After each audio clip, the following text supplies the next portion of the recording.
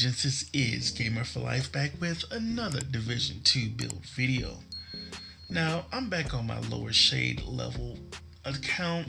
I want to do this on some of my build videos just to show my lower shade level friends that you can absolutely get the builds you need right now. Even at this low shade level with your watch, not having your watch maxed out, and we can get through the harder content. Now the last one is, the build. This is the build that I went through and got on my last one. I did 3 rounds of countdown, and the same with this. Of course, I already know from the title, going for striker this time around, and I already did my 3 rounds of countdown, and the 150 inventory is all brand new, fresh gear, just like it was last time. But instead of going through my gear with you like I did last time, I'm gonna save you guys the time of doing that because, just me personally, I don't like putting out 40-minute long videos, which is what the last one was when I was on my lower shade level character. But the reason I did that is because I just wanted to go through the process with my lower shade level friends out there to show them it can be done, and that's why I went through the heroic content. So this time around, I'm probably not going to go through heroic content because when you're sub 100 shade level, I'm not expecting you to go to heroic content, honestly. I would expect you to do, at the very least, hard. So what I'm going to do in this video is I'm going to be more realistic with lower shade level characters, and I'm going to do challenging and show you just how easy it is to get through challenging, even being a sub 100 shade level. So like I said, I went through 3 rounds of countdown. First round was for striker gear, obviously. Second round was I put on gloves because I wanted to try to get contractor gloves. And then the third round, I put on Fenris because I intend on using an AR. So I wanted to try to get some decent Fenris stuff. So I'm going to go ahead, because I haven't even seen what I got. So I'm going to go ahead and go through all this and put together the best pieces that I have. I'm going to go ahead and roll it and everything, save you guys the time of that. And yeah, I'll be right back. All right, my friends, I'm back. I put what I had from the countdown runs together, did the rolls and all that good stuff. So we'll go over the pieces. 4-piece striker, 2-piece bonus gives us plus 15% weapon handling, 3-piece plus 15% rate of fire, 4-piece striker's gamble. Weapon hits increase total weapon damage by 0.65%, stacking up to 100 times. 1 stack loss per second between 0 and 50 stacks, 2 stacks loss per second between 50 and 100 stacks. Now I did go ahead and utilize the backpack, which the backpack talent is risk management. Increases total weapon damage gained per stack of striker's gamble from 0.65% to 1%. So we can get up to 100% extra damage with the strikers. And I decided not to go ahead and use the chest piece because I did get a really good Fenris chest piece. And I don't think that we need any more damage on the build. So the only thing I'm really not liking about this build is the armor. If I could, I would have at the very least 2 more pieces roll with armor, but I had to go with what I got. And the attributes on these pieces were pretty bad, so I had to re-roll the attribute on most of these pieces. So now with the mask, we have 11.3% weapon damage, 5.9 crit chance with a 5.9 crit chance mod. Chest piece, you honestly don't realize how long it took me on my main account to get a chest piece like this. Like if I had a max crit chance roll, in my library, this would be perfect. 14.9% weapon damage, max crit damage, 5.2% crit chance with a max crit damage mod with unbreakable. When your armor is depleted, repair 95% of your armor. Cooldown is 60 seconds. Again, took me forever to get a piece like this on my other character, but hey, it's all good. So this is one of the few pieces that did have a decent attribute, so I was able to roll armor for this piece, and it has 5.1% crit chance roll. Knee pads, 10.8% weapon damage, 6% crit chance. And then I did get a contractor's glove, Luckily it had crit damage on it, so I was able to roll the horrible weapon damage that it had on it to max armor. Comes with 8% damage to armor and 10.3 crit hit damage. Then my backpack, 12.2 weapon damage, 6% crit chance, 11.8% critical hit damage. And yeah, so these are the pieces. Now the best AR I got. Now, I mean, I could use my Carbine 7 and re-roll flatline to Optimus, which is what I have on this gun. But I just wanted to go ahead and use what I got from Countdown. And this is another decent piece that I got from Countdown, a P416 G3. Came with the max assault rifle damage, health damage, damage to armor with well, I went ahead and rolled Optimist on it. Weapon damage is increased by 3% for every 10% ammo missing from the magazine. And then my ACS 12, 14.5 shotgun damage, 11% armor damage, 10% critical hit damage, rolled Optimus. And of course I already went over Optimus, so there you go. Then we could take a look at the stats. 49.1% crit chance, 71% crit damage, and 55% headshot damage, 14% armor damage, 21% health damage on my AR.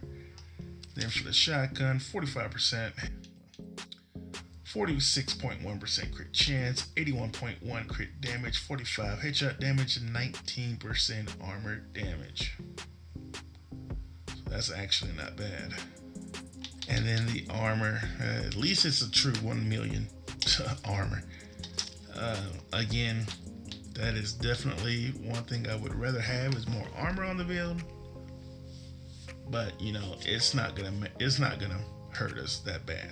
But we'll see. We'll be going through challenging, so it shouldn't be any problem, honestly. All right, we'll go ahead and go with the specialization. Of course, demolitionist, using it mainly because it's one I know you guys should have unlocked, especially if you did the level 30 boost. You should definitely have this unlocked.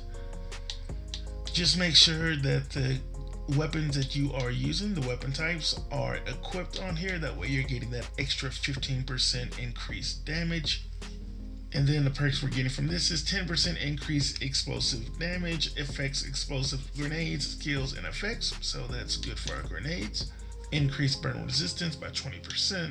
Armor kits repair 100% damage and boost weapon handling by 30% for 15 seconds. Artillery turret, if you want to utilize that. Group members gain 5% damage to targets out of cover. 50% pulse resistance when armor is reduced to 0. Refills all main weapon clip ammo, which can come in handy. Ignore explosions, can only trigger once every 60 seconds. So that is that. So again, all pieces that I got just from my 3 runs of Countdown. We're going to do some challenging content just so you can see you can absolutely fly through challenging with a build like this. Then of course, if you're an OG player, this same build can work perfectly for you as well, because you will probably have all maxed stuff, you know, so you'll be good to go. So this build can work for everyone, but we know we can't be promoting, helping the community out if I just stay on my super high maxed out guy and saying, hey, try this build out, and everything's completely maxed out. My expertise is maxed out. Everything is maxed out. That's why I come down. That's why I made this account, so that we can get these builds out. So, you know I sound like a broken record, but you know, we gotta show our lower shade level family some love. That's what we gotta do. So that's why I'm gonna be sprinkling these videos in every now and then, and that's why I'm not just gonna have the build ready. I'm going to show you that, hey, I just freshly went through Countdown. Now I'm gonna go through everything and put together what I have.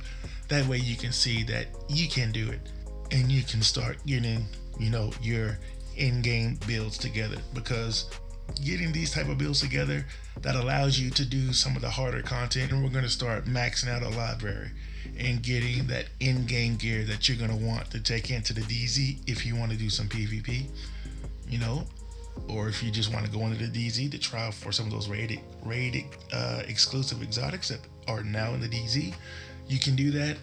But you can also hold your own against the players that may go rogue on you.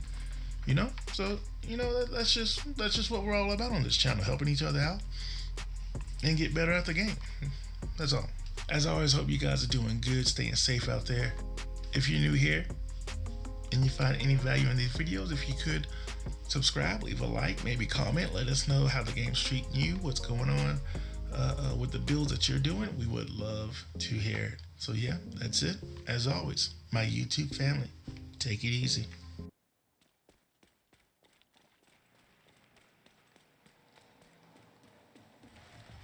Last radio contact with Espinosa came from a parking garage close to the shade node. Isaac has the location.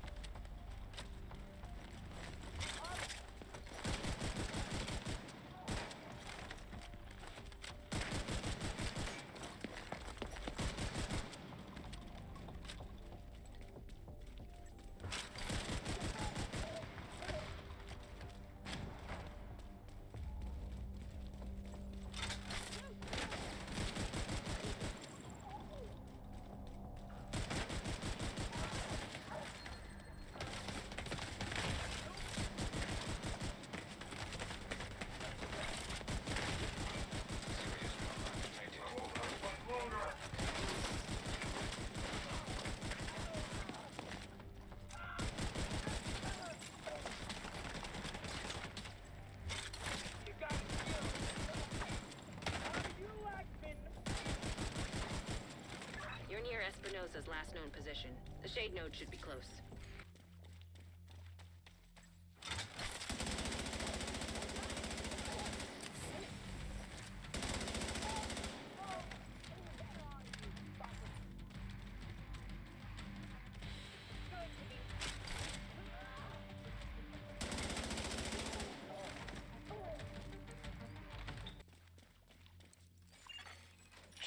Credentials authenticated.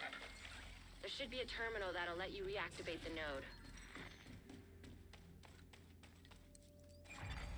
Authorization granted. Please stand by.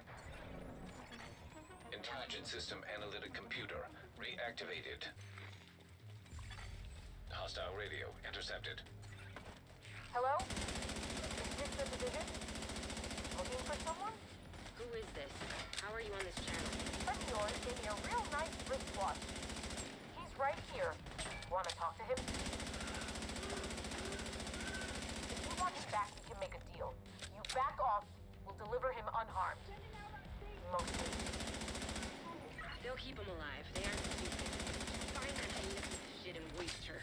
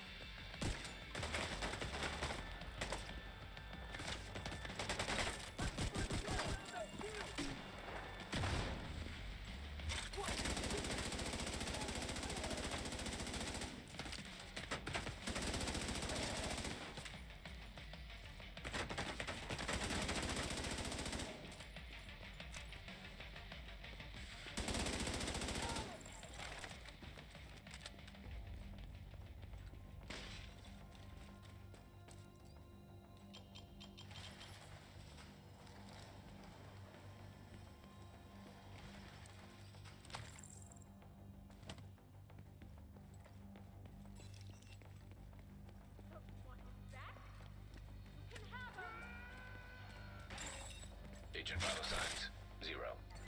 He didn't have to die here.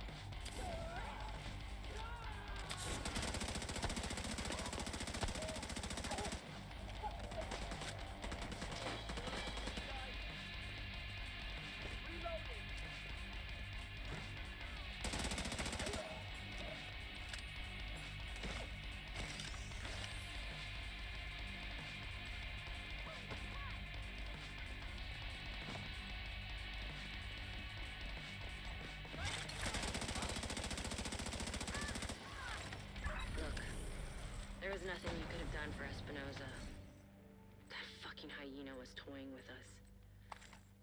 I hope she suffered a bit before you finished her off. Anyway, thanks to you, we're an important step closer to getting the Shade Network back to full strength. You did good. I'll see you around.